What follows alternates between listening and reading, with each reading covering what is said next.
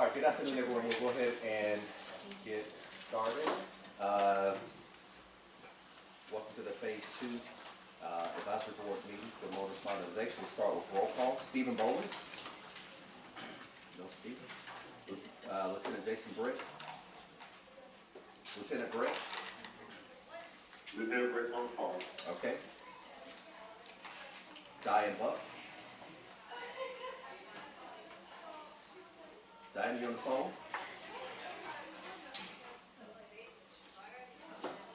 Okay. Jay is here. Here. Steve. Here. Lisa. Here.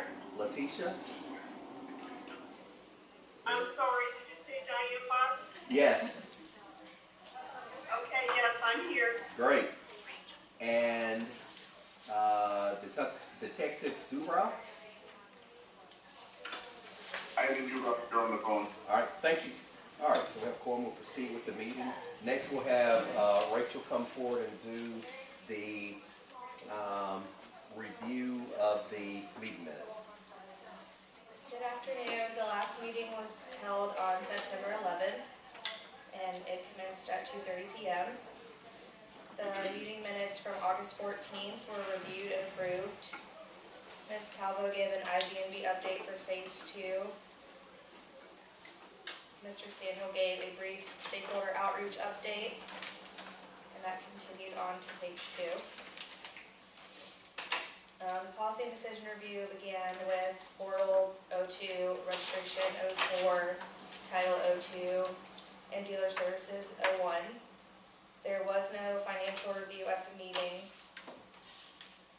Mr. Nathan Johnson began project updates beginning on page 2, followed by titles and registration, dealer services, global batch inventory team, and IFTA IRP and portal/fleet services. There was no communications update at the meeting. There was a brief Q&A with Ms. Cullen and Mr. Samuel regarding the tax collector education forum. And the meeting was adjourned at 2:57 p.m. And at the bottom you can see the items that were included in a meeting packet and sent out to all members prior to the meeting. Okay, does anybody have any questions about the meeting minutes or any corrections to add? Anybody on the phone have any comments or questions about the meeting minutes?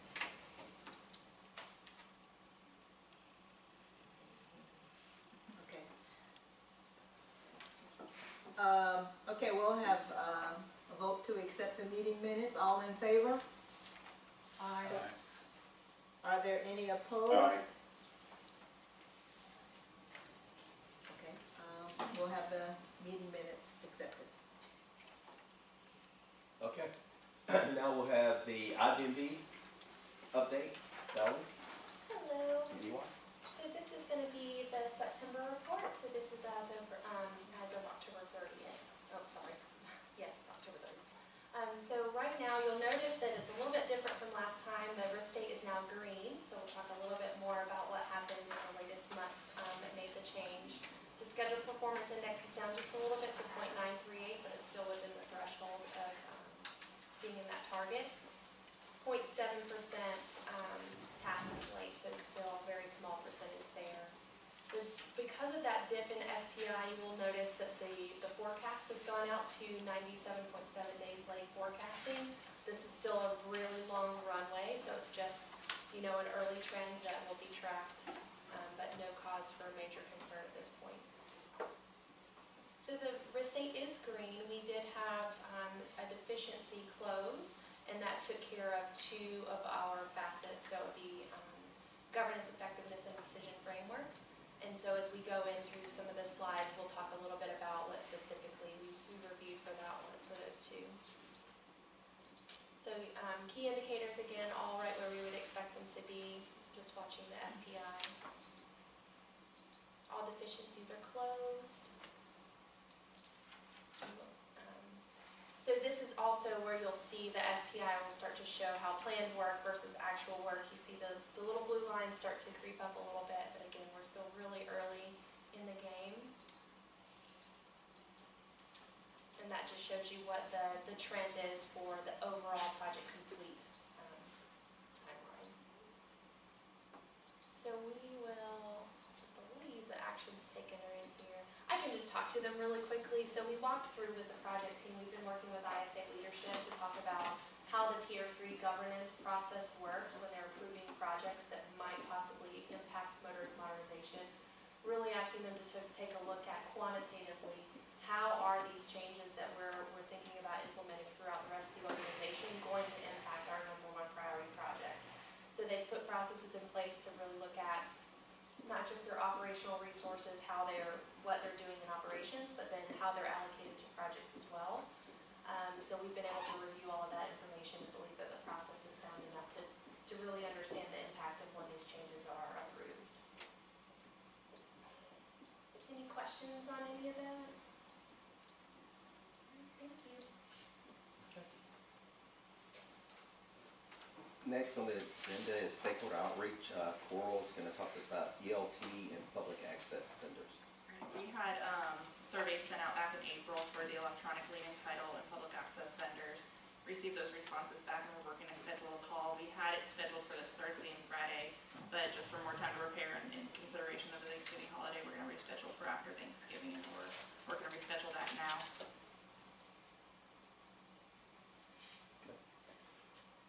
All right, and before I go to the next item, I forgot to mention in the beginning that, just a reminder, this is a public meeting that we are recording, and also have a video going as well that will be posted later for review. Next, Jessica and CT will talk about a recent meeting that we had in Titusville for focus group and talk about the items or some information that impacts their teams. Sure. So we traveled to Titusville and met in Lisa's office with some of the focus groups. We started out with portal, inventory, and then also titles and registrations. We just gave them an update of what we've been working on so far. They looked at some of the screens, they liked them, had a lot of good feedback that we'll be taking back to our teams and discussing with them as far as changes. And then, once we get decisions on those, we'll present those updates as well. Back to you. Do you have anything for titles? On title and registration, I took them through the process of issuing an original title and also an original registration and showed them all the screens and so forth, and we got a lot of good feedback. They had some ideas on some changes that they wanted me to bring back to the team, so we got a lot of good feedback from what the team has been working on and stuff, so it went really well. And I believe we targeted sometime at the beginning of the year after the next deliverable to have another meeting, I believe, with the focus group members that will be looking to, they got committed to that, so sometime in January probably, reaching out to Lisa, see if we can meet again at her office and have the focus group meeting there. That's a follow-up to the meeting we just had. Things should have settled down. Okay, yeah, hopefully. All right, mobile DL, we are working, trying to get a meeting together concerning mobile DL, just kind of like a workshop that we want to do to make sure that we get everything out as it relates to mobile DL. We're still trying to figure out when that meeting is going to be. As many of you may recall from our past meetings, mobile driver's license is something that the department wants to pursue, and that is something that we would be looking to implement as part of phase 2, but probably, if we can get it done probably earlier, not, at the very end of the phase 2, so that's something we're still considering. And the other thing I want to give an update on is I've had some emails about the industry focus group. I got a list of about 19 different areas or groups that we need to meet with. And then from that, I think I got another 5 or 6 that were added to that. So we're in the process now of trying to, and that has been the delay of trying to make sure we were all on the same page. So this list went to the ESC, and they then added some additional groups that we need to meet with. As far as, we got franchise dealers, the auction industry, salvage industry, insurance industry, lien holders, ELT, fleet companies, and the list goes on, and I will share this list, with the advisory board, but then we added, parking enforcement, with it as well. And so, and then some state agencies that we need to make sure that we meet with, as well. So we're working on scheduling a time. We usually try to have these meetings somewhere, centrally so that people can, participate. And, so we're working on putting that meeting together. And that meeting will have an agenda, of course, educating everyone on what we're trying to do with motorist modernization and talking through some of the processes and things that we've seen thus far that we've discussed, and we'll present those to the focus group. And figure out the cadence of meetings that we'll need to have with the industry focus group as well. So, any questions? You have another item? Yeah, we also had to reschedule the tax collector sneeze coming to Tallahassee because of the hurricane. So we're looking at January 2019 for them to come up again and participate with their teams and actually be here in-house. So we're looking, I think Coral sent something out to everybody to get confirmation if that was gonna be a good, The week of the 14th. yeah. Are you all working with Lisa? to make- Yeah, she Okay. contacted me Okay. and just the end of the month would probably be a little sketchy, but that date sounds good to me if they can all come. All right. Policy and decision review, we have some items that we want to give some updates. Sure, so Judy's not here, I'll go over the portal items. Portal item 0203 on page 1 are related to defining the scope of fee and also about motor vehicle record sales. And those items are still pending a legal decision, so I don't have any update on those. Portal 04 at the end of page 1 is relating to whether we're going to allow limited title transfer transactions in the portal. And this, the only update I have on that is that we discussed it during the tax collector focus group meeting that we had in Titusville, along with our director, Robert Hinock, and that's the only update on this one. And then the last portal item is portal 06 on page 2, and this one is related to authentication, and the type of transactions we'll allow on the kiosk, and this one is also pending further discussion. That's the only thing we have on that. Okay, registration 1 was closed, you guys got an update on that one, the last. Yes. Resident address on a motor vehicle transaction, are we gonna force a customer to do a replacement DL at the same time? That was closed in August, but we still have it on here, so I wanna make sure you guys were aware of that one. Registration 4 on page 3, showed the system do an Invitas check prior to a renewal. We talked to the team about this, and after we got stats and so forth, the registration team decided not to do an Invitas check for renewals, because it would just be too much of a load on the system, so we are closing this item out as well. On page 4, Title 01, should the motor vehicle issuance system pre-populate the vehicle information based on the data received from VINtelligence, decoding the VIN. You guys got a last update on this. We talked to the fraud mitigation team, and we presented it back to the ESC, and it was decided that we would wait and see what the value of it would be after they manually keyed in the information for like a year. We'll give them like a 12-month window, and then we'll revisit this if we need to. But at this time, that is closed.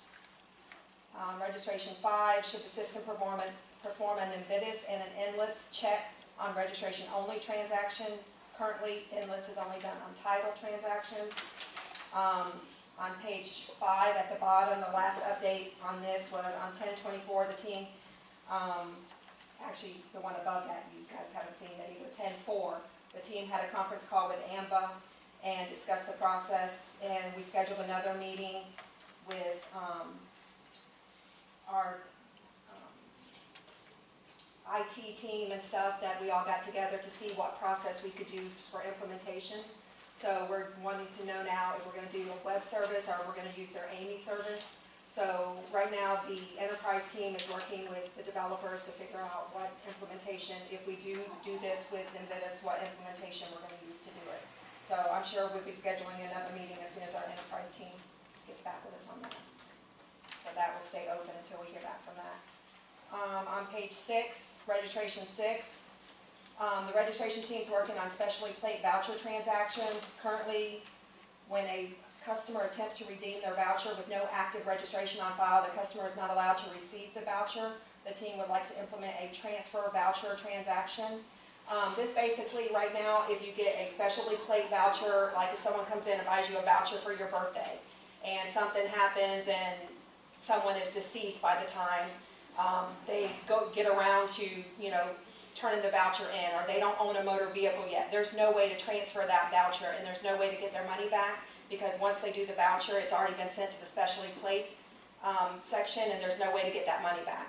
So we want to try to, moving forward with modernization, we want to try to implement a transaction that the voucher can be transferred to either who purchased the voucher or the family member that's next in line that would be able to get it, or so forth. So we wanted to bring that to the advisory board and the ESC to see if that was okay, if we created a new transaction so these people can transfer their voucher basically instead of losing their money, if something happens to the person that it was assigned to.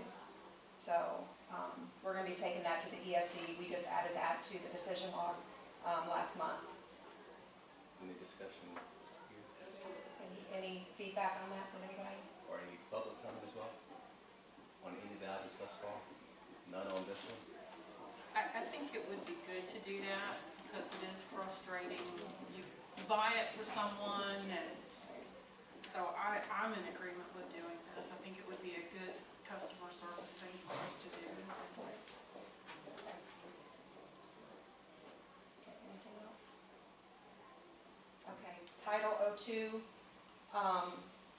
title registration team would like a decision on whether the required documents would be scanned.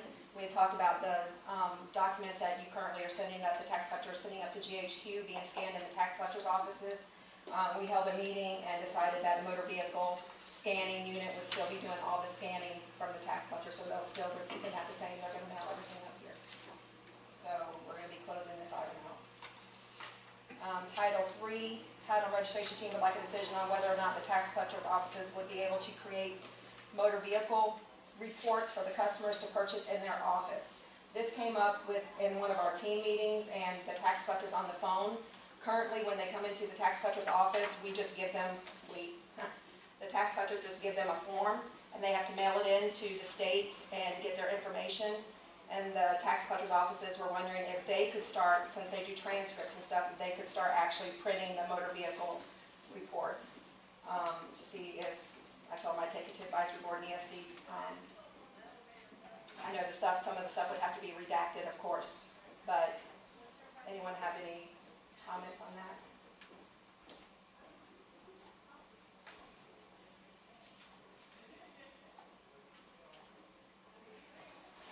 Public, anybody? No?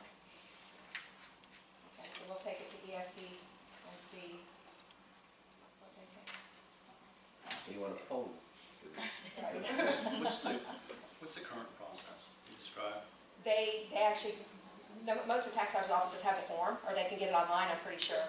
And the tax collectors will give it to them when they come in and ask for it, and they have to fill it out and mail it in with the money or whatever. The tax collector don't even do anything with it. So how much is the fee? I'm not sure on that. I think it's per page or something. Yeah, we haven't established, Yeah. I don't know. fees that we charge per hour of work it takes to get them together, and per page, it's all in statute about how much we can Yeah, charge. they charge per page, I think, depending on what they're getting. Do you know? I think the statute addresses it per page. Yeah, that's what I think. So too. it could be So it depends on what they're writing, Prices, how that much they sounds have to about pay. right, yeah. So, Oh, I have it right here.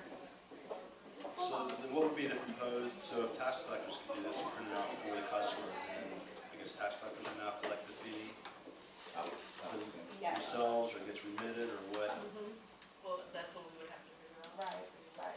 Because they do the transcripts now, It was just something they had asked, and I was like, I can take it to the board. Yeah, I'm not sure how that works, Mr.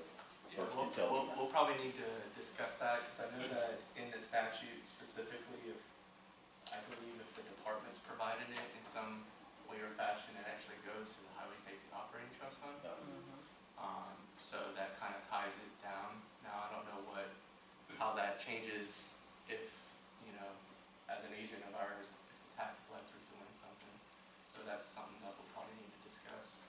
and I hate to go backwards, but can I ask a question on Reg 6? Unless you wanna go back a little later. On Reg 6, it's the specialty plate voucher transaction. And forgive me, I'm not 100% familiar with the whole process, but if I'm reading it right, I believe there's a payment up front for the voucher. Right, That payment goes to the foundation yes. on file. It mentions refund. Are we refunded, are we taking money from the foundation? No, So, So they do not currently. it's held for the foundation, but unless the specialty plate is approved, it doesn't actually go there. So we hold it and then we return it if they don't get approved because they Okay. get enough sales. so it doesn't complete the whole transaction to, okay, Mm. all right. That makes more sense. Right. And thank you for saving in my previous comment when I said I assume. Because I don't know, so thank you. Okay. This is Diane Buck. Going on to the PL03, I wondered with the tax collector taking on that process, would it be considered that the QA Gov public records method that we're presently using, would they be using that same method? We would have to figure out that process, if this got approved, for them to start doing that, we would have to get all those details. Right now, we haven't even got that far, we just wanted to see what the advisory board and the ESC thought about the idea. It was just brought up in our meeting. But it's never Yeah. recommendation. Okay, thank you. Is that your recommendation, Diane? To go through the same? Yes, that would be my recommendation, so that we can maintain all of our public record requests in one place. I think this kind of muddies the water up a little bit. Usually when a customer wants something, because you are the custodian of record, we normally send them your way. Yeah, You see where I'm going with this? That if I agree with what Diane's saying, that if I start giving out your public records, how do you keep track of who I've given it to? So initially, the reason why this came up is because in phase 1, the way we're doing transcripts now is gonna be somewhat different. In the past, we only issued transcripts for the customer that was standing in front of you. Because in order for us to give you a transcript for somebody else, we had to collect that information. We are now allowing that information to be collected in the application during the transaction. So if you start a transaction for another driver's record, before I can even give you that other driver's record with the redactions and everything that we're required to do, I need to know who you are. So I started from Okay. your record, the transaction from your record, rather than from the other So driver. you're gonna use the same process here? It would be using the same It would be, process. yeah. That way we knew who Okay. was trying to get it, and then what information they're eligible to receive. Because that's really something I've tried to educate my staff on who is the custodian of the record and who should give it out. And I just want you to know if I've given something out. Right. Okay. So that settles it. I'm okay with it then.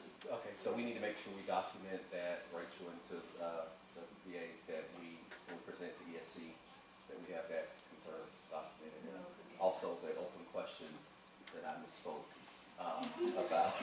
You will be beaten severely later. He's gonna catch one more in the car and beat me, that's what.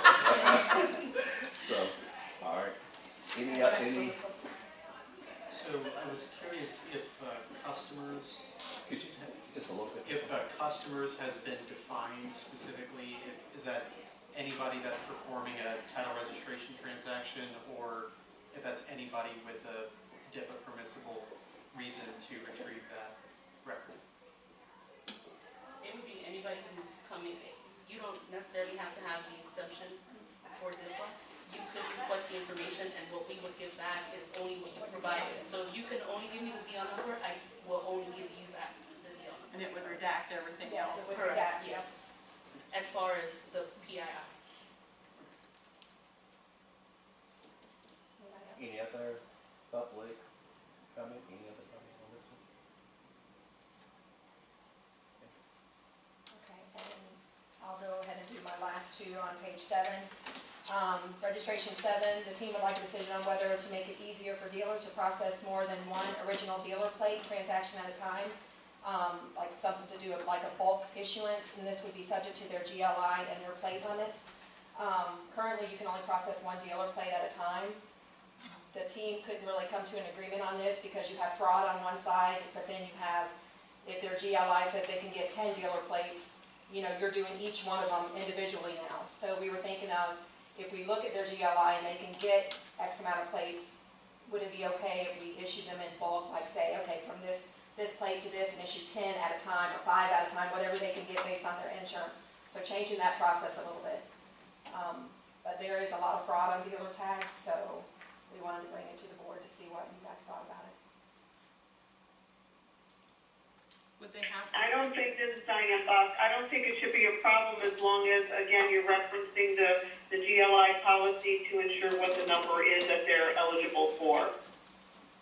Would you force them to buy, let's say, the policy says they can have 10, would you force them to buy all 10 then, or? I don't think so.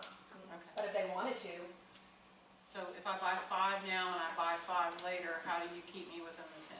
We would have to track how many we've sold and then compare that to the amount that they're allowed. yeah, there would have to be a behind-the-scenes check in the system to know how many they can have. So, Because if I was gonna be naughty, I would come in and buy a couple, and I would come in and buy a couple more, as long as I never bought more than 10, is what I would try to do. right, based on their GLI insurance, yeah. Yeah, we would have to have a way of keeping track of that, so the system could say they already have their limit. And we or- want it to do that. Right, That limit actually will be enforced in Freegas. okay, so there, Woohoo! so, We're doing it one at a time. This would allow you to do up to what's left. okay, so that would be covered. So, everyone's good with that, if we keep track of the limit? Mr. Brooks.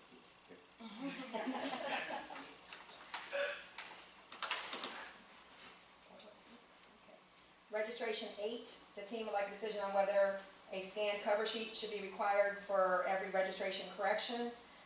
We pulled stats on this. There again, fraud has a lot to do with what's being corrected on registration. Some registration corrections require documents to be scanned, some do not. You could be changing a color, which you wouldn't have anything, but then again, you could be changing an empty weight, where you would have a weight slip or something like that. So we're wanting to know if, when we pulled the stats, as you can see for the last 5 years, they only do approximately about 160,000 a year.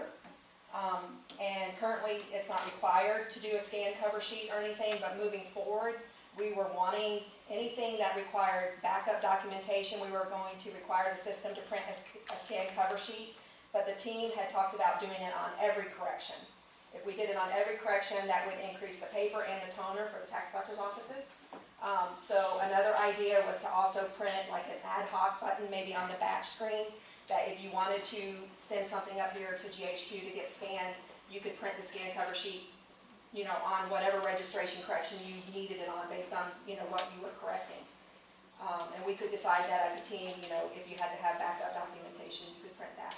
So basically on all of them, or only on the ones that is the question, that would require something to be scanned. Any discussion?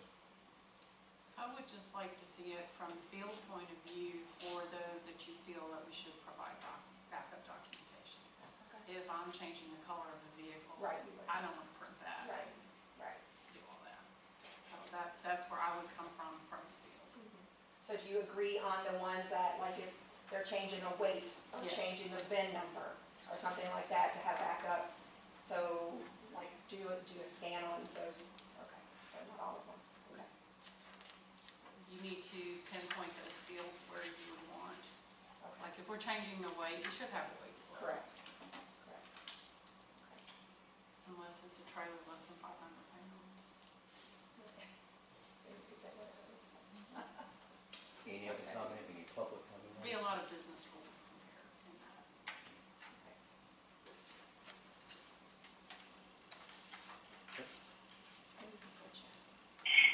Felicia? Yeah, I have one to close out actually before Janice's decision. Dealer Services 01, we talked about this several months ago, talking about the dealer that comes in, their license expires and then 6 months later, they decide to come back. The expiration and the delinquent period has expired. Same exact company, no changes, and just for whatever reason, they didn't review immediately. And we presented to you the recommendation from our team to allow them to retain their same dealer license number for better tracking. You guys gave us a favorable review. We presented it to ESC, and after much research, ESC also supported the idea. So we are closing that decision, and we're gonna move forward with that. Any questions? Okay, thank you. I want to go back to registration 01. That's where the customer is changing the address. And what was the final decision on that?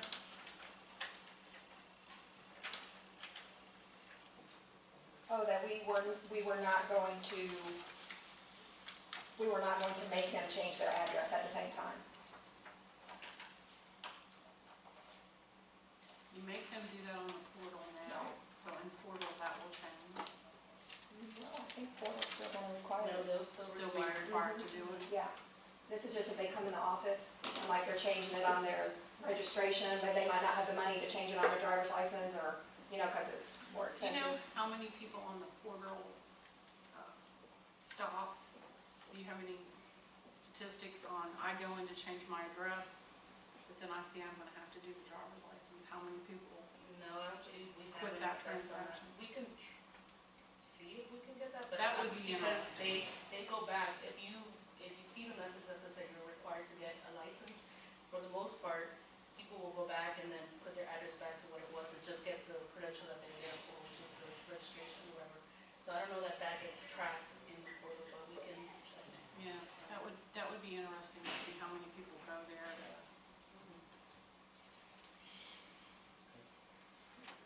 Is that all? There are a couple of the items that we have gotten approval from the ESC move forward on that I need to bring here, but we're still working out the details, so if you ask me detailed questions, I'm gonna tell you to wait until Judy gets here.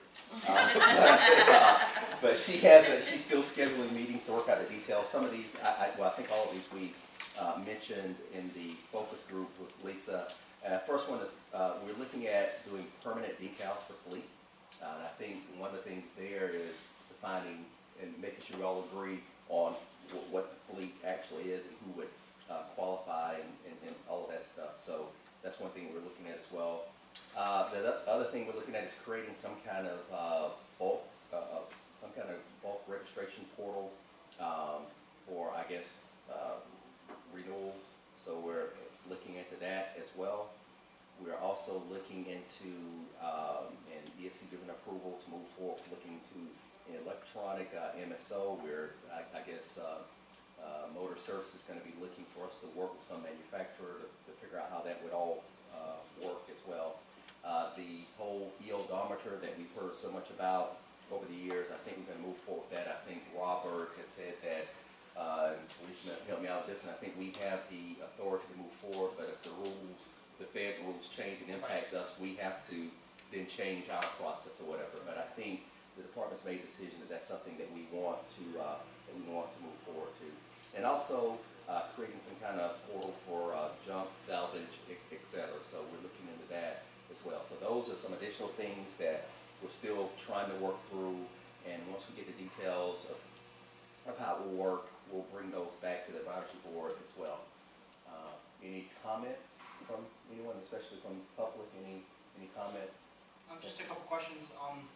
The electronic MSO, that would be a franchise dealer who is retailing a car, and so it'd be treated, I assume, similarly to an electronic title for a used transaction now? I believe so, but I will make sure I verify. I think that's the thought process. The portal for junk and salvage, what's kind of the goal there? Is it so that they can mark a title as junked, or what's the customer? Right, I guess. It would be so they can manage their. Go ahead. So they can manage, if instead of having to send somebody to go to the office and give them the form, they can update those on their portal. Okay. And then last question for the bulk registrations, is that for like somebody who just has a number of vehicles, for them to be able to submit that similar to like going to Go Renew without having to enter each one manually. That's what we're looking at what right the now. process is. And they don't fall into the fleet category. Okay, We're trying to cover that gap. okay, rental car companies or something like that. Well, usually, unless it's a very small one, they can get Yeah, into the and fleet. that's where But we're we're still like a looking at. plumbing company that has 30 vehicles. Right, yeah, and we're still, that's where the areas we should still try to make sure we agree on the numbers and make sure who would be allowed to use this particular, or whatever. So, we're still working through all that, and once we get the numbers and make sure, I'll make sure we come back to the, advisory board and we do that. So for right now, that's what we're working toward, so. These were things that we talked about with the focus group that they brought up that they thought would help.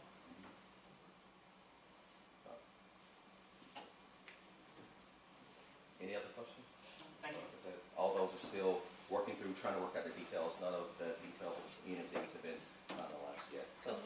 Didn't the fleets fall at like 250 vehicles? Yeah, I can't remember what the number was, It was a but, large number, so we're trying to, But I- companies that had, just allow them to jump on it. but I do think, if we build it, people don't want to use it, so we need to figure out how, who we can allow to use it, so, especially when we do it correctly, do it right, I think people want to use it, so. Any other policy decisions we need to discuss or talk about? Okay, Janice, financial review?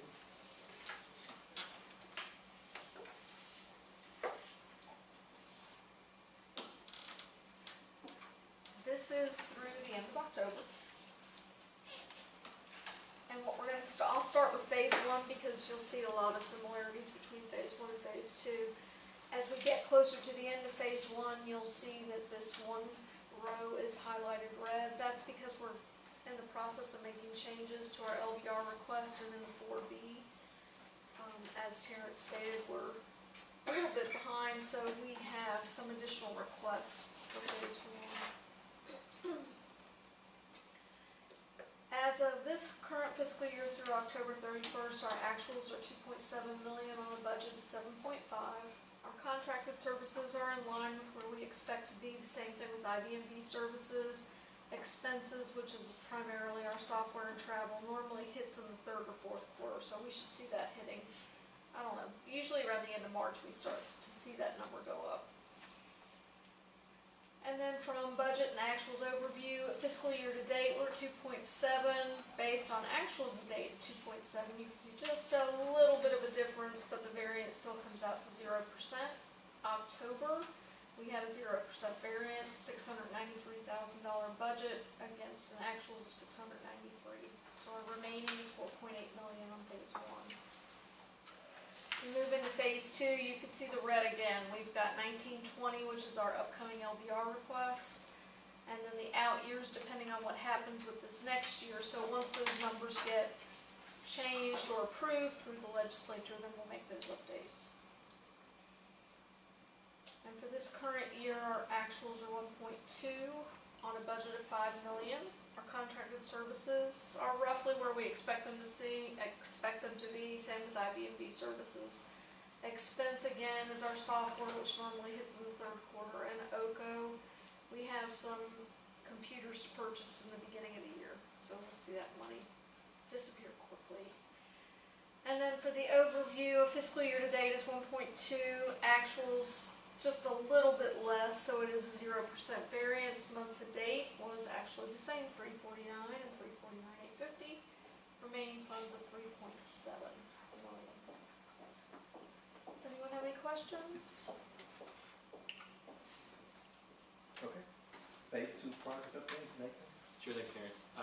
So the phase two teams, the 6 teams are right in the middle of requirement validation. So they're doing a deep dive on all the requirements for all the different transactions that the phase two system is going to support.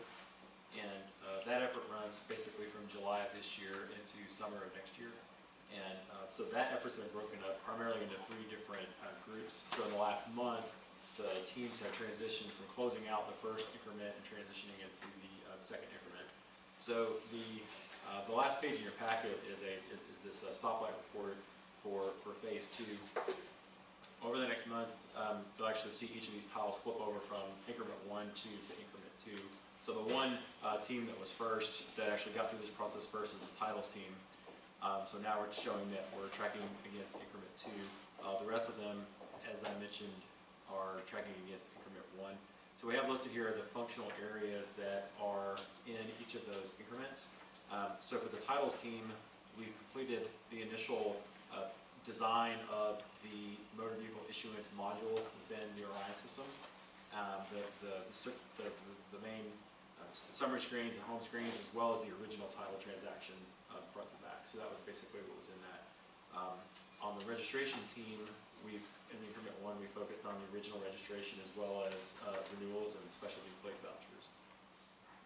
So in the increment 2, titles team will be working on some additional transactions, stops, as well as the ELT provider maintenance. For the next increment for the registration team would be additional transactions, so transfers and other transactions for the registration team. So going back to team 1, dealer license, the first increment that they did was the manufactured housing. One of the reasons why we started with manufactured housing is because some of the system experts are retiring, so we want to make sure we captured their knowledge, as well as the fact that a lot of that functionality, especially on inspections, doesn't exist for this today, so there's no dependence on reverse engineering of what's there. So they closed that out and transitioned into increment 2, which is the manufactured housing licensing as well as consumer complaints. So they're starting that now, and I think they're actually front-loading some of the manufactured housing licensing to make sure that we're getting that We're doing that first and the consumer complaint section for manufactured housing, because like Nathan said, that those SMEs, they're gonna be leaving literally December 31st. So we're trying to just soak up all the knowledge that we can now. And I know that the section has already advertised, and I think they're pending a selection to replace one person that's retiring, but it appears that they're gonna be promoting within, so you're just switching out SMEs. So the end result is we're still gonna have a shortage. And we have some support staff that's also leaving, so manufactured housing, we're in a precarious situation that we're trying to do as much as we can now so that we can be prepared. Okay, so team 2, the portal and fleet teams, that first increment is actually due next month. They're closing that out. So all the standalone applications, as well as some of those bulk things, and then increment 2 will happen after that. So that they're on track for on-time submission of what they're working on. Team 3, the IFTA IRP team, that effort is broken down into 2 efforts. The intention is to procure a COT system for that functionality. So increment 1 is the draft requirements for the ITN, and so after that's completed, it'll go to legal and follow that process to go through the procurement process. And then increment 2 has to do with the integration with the Orion system, so there'll be a bit of a technical design related to that. And circling back to team 6, the globals/batch/inventory, the increment 1 of that was focused on inventory. That increment has been approved, so they transitioned into talking about globals and cashiering. And we're also meeting across all the teams to deal with common things like code table maintenance, customer search and inquiry, and some common things. We're actually pulling from across several teams to have those design sessions. You'll also see that the legacy code items are in red. This is the reverse engineering of the Uniface base, the Frivis application. That's trending behind our schedule, and we're actually getting some additional resources. Stephen isn't here, but they're actually providing some additional resources to get that back on track. So that's the primary thing driving what Aileen mentioned earlier about the schedule coming behind. So that's the big item that we have to get pull back in to get that schedule back to where we want it. But no concerns about the completeness of the requirements once we get that information captured. So the other things to mention is the release plan. We're working on the release plan, which is also the development and testing plan for when we actually start development next year. The order that we're going to build, the order that we build these components in might not necessarily be the same order that we're doing the requirements validation. We're also looking at things that can be what would be released place in a certain order. So Terrence had mentioned earlier the mobile DL as a potential early thing. We're still looking at that. So we're working through that now. The next all hands meeting, we had an all hands meeting. We had to cancel the last one as mentioned before because of the hurricane, but we had one several weeks back. The next one will be when the tax collector SMEs will be on site in that January timeframe. So we'll have that next meeting at that time. Any questions about project updates? This part of the cashiering, is that what's needed for the driver's license? So the cashiering that we're discussing in phase 2 is basically the same screens that we're using in the other ones, but we're gonna make some updates to that. So we're adding like columns to support motor vehicle transactions, and then updating third-party web service to accommodate those as well.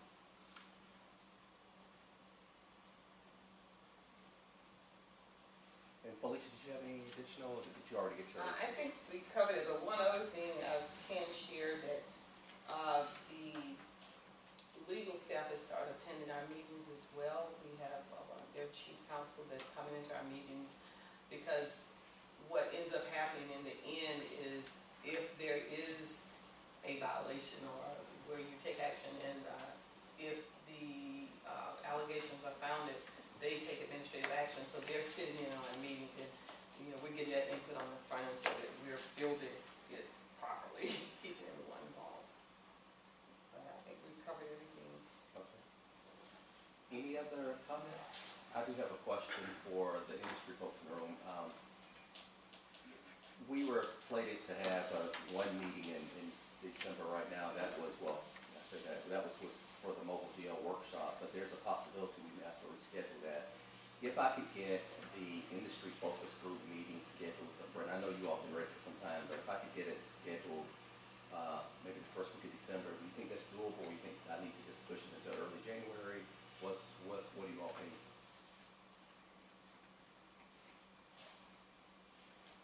I gotta look at everybody's travel. Okay. I mean, I know that's coming, I mean. So many people are out the first 2 weeks of December, or the entire month of December. We've got Okay. a lot of, So it's probably best to push it until the beginning of the year. Say early June. Okay. I agree. Okay, all right, thank you, I appreciate that. All right, any other questions? So we'll have that, and we'll travel to Lisa's office too, we'll just leave there and go. And bring her along, so, all right. No other questions, then we're adjourned. Fellow? I do have one. At the back of the legal opinion form, there is an item, so first of all, I don't think we've ever actually gone over one of these, so I don't know if that's something at some point maybe. Normally we do that when, I guess we have an update for that, so. Yeah, so when we have an update, we will give an update based on what the legal recommendation is. These are actually items that originated from the decision, which is the one that we did go over today. So you'll see that the number is the same as the one it corresponds to on the decision. Okay. Well then, POR 3, the very last one. I do recall the conversation about some license plate agents screen scraping. I see here in the commentary that there was basically legal approval for if you guys decided to allow some type of an interface to do transactions. My question is, what are you guys, what's your takeaway as an action item from this?